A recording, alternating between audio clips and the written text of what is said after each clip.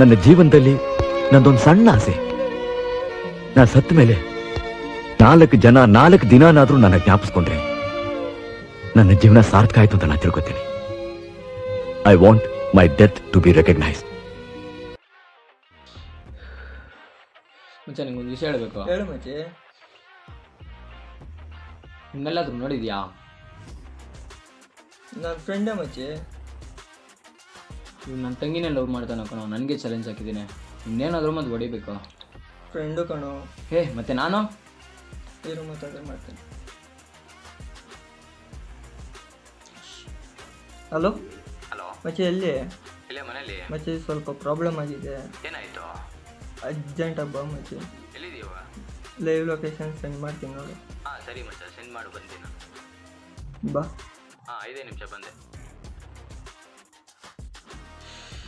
ನನ್ನ ಮಗ ಬರಲಿ, ಮಾಡ್ತೀನಿ ಅವನಿಗೆ.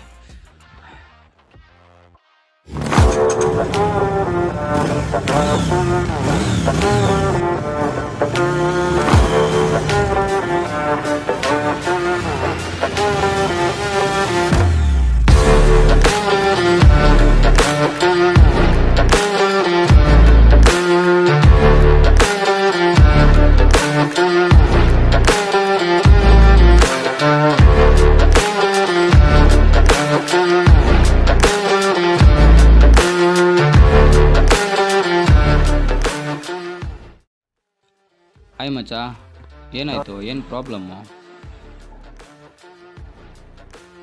ಇವನ್ ತಂಗಿನೇನೋ ಲವ್ ಮಾಡ್ತಾ ಇದೆಯಂತೆ.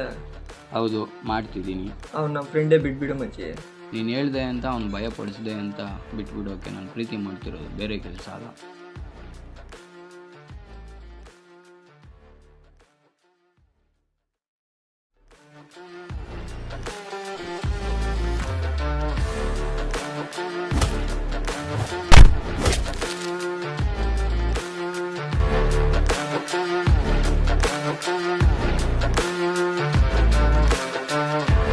ಏನೋ ನೀನು ಅವನ ಜೊತೆ ಸೇರಿ ಇಂಥ ಕೆಲಸ ಮಾಡ್ತಿದ್ಯಾ?